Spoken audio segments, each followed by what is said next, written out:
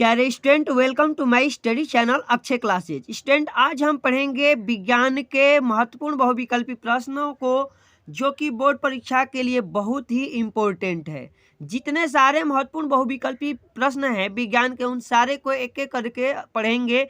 अगर यह वीडियो आप लोग को अच्छी लगेगी तो वीडियो को लाइक करिएगा, अपने दोस्तों में शेयर करिएगा, और हमारे चैनल अक्षय क्लासेज पर पहली बार विजिट किए हैं तो अक्षय क्लासेज को सब्सक्राइब कर दीजिएगा।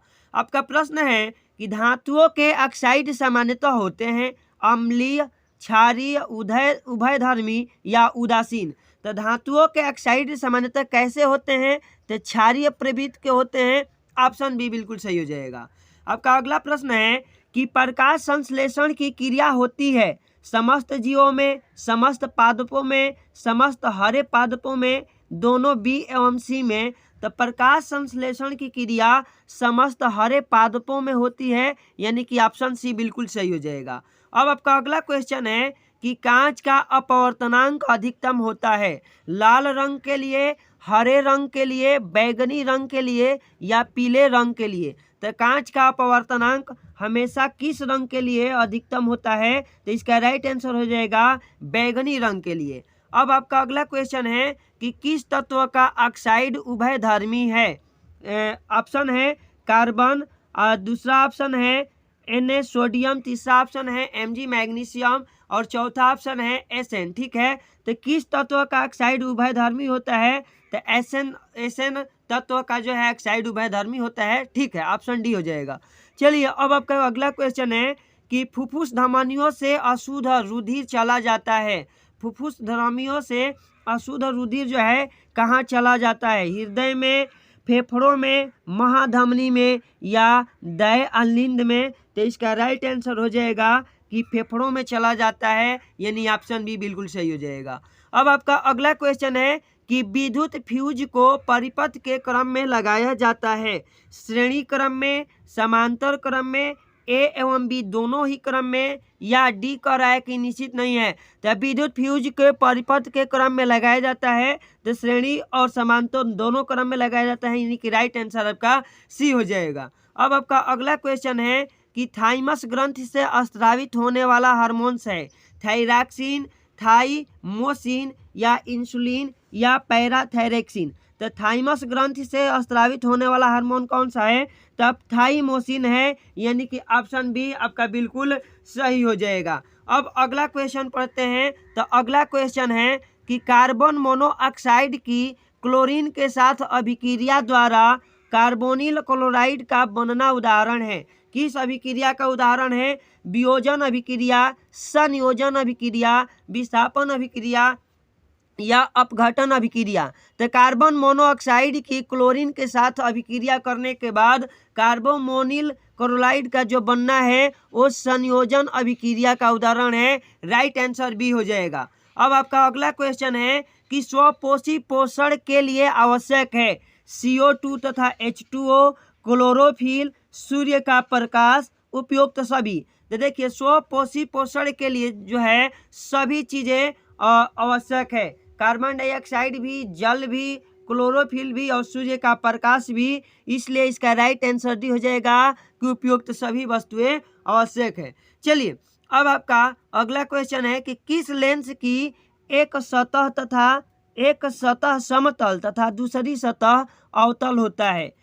आंसर है उभयावतल, दूसरा ऑप्शन है समतावतल, तीसरा ऑप्शन है समतलोतल और चौथा ऑप्शन है अवतलोतल। तो किस लेंस की एक सतह समतल तथा दूसरी सतह अवतल होता है? तो इसका राइट आंसर हो जाएगा समतलावतल। ठीक है, ऑप्शन बी बिल्कुल सही हो जाएगा। अब आपका अगला क्वेश्चन है कि साबुन बनाने में प्रयोग में लाया जाने वाला पदार्थ है। साबुन जब बनता है तो क्या प्रयोग में होता है? Sodium nitrate, sodium hydroxide, sodium acetate या सोडियम क्लोराइड। तो साबुन बनाने में किसका प्रयोग होता है? तो सोडियम हाइड्रोक्साइड का प्रयोग होता है। याद रखिएगा, ऑप्शन बी बिल्कुल सही हो जाएगा। अब आपका अगला क्वेश्चन है कि ग्लाइकोलाइसिस के अंत में कितने एटीपी अणुओं का सीधा लाभ होता है? यानी कि ग्लाइकोलाइसिस के अंत में कितने एटीपी अणुओं का सीधा सीधा लाभ होता है? 2, 0, 4 अथवा 8। तो इसका राइट आंसर हो जाएगा कि 2 एटीपी अणुओं को सीधा सीधा लाभ होता है।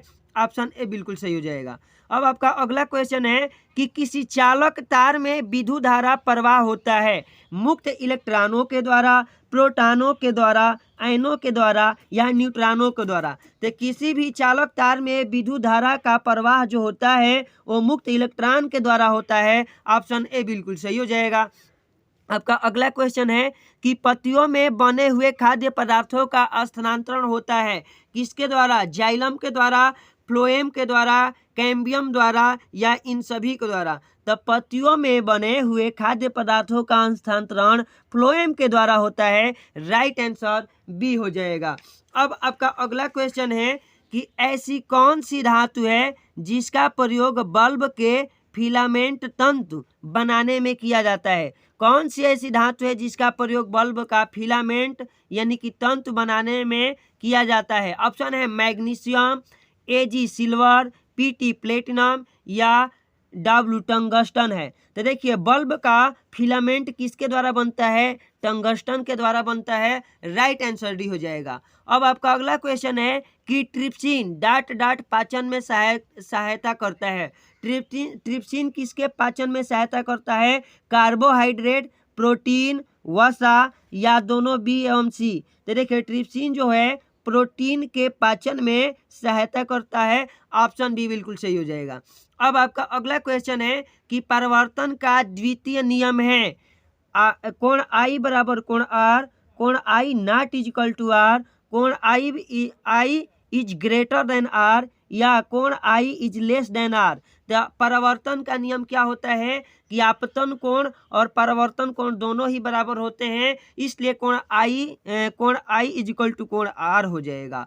अब आपका अगला क्वेश्चन है कि आधुनिक आवर्त वर्गीकरण का आधार है परमाणु भार, परमाणु क्रमांक, संयोजकता या रासायनिक क्रियाशीलता।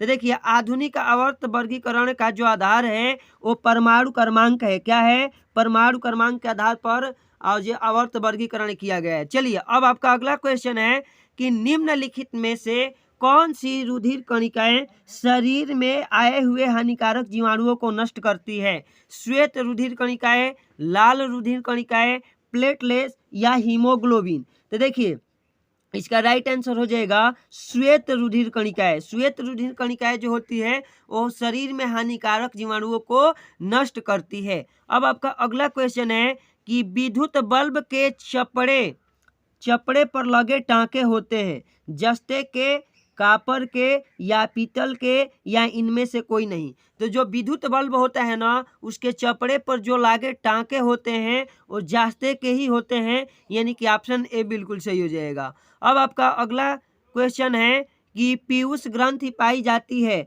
मस्तिष्क के अधर तल पर, सेरेब्रम पर या सेरेबेलम पर या मस्तिष्क के पृष्ठ तल पर। तो पीयूष ग्रंथि कहाँ पे पाई जाती है?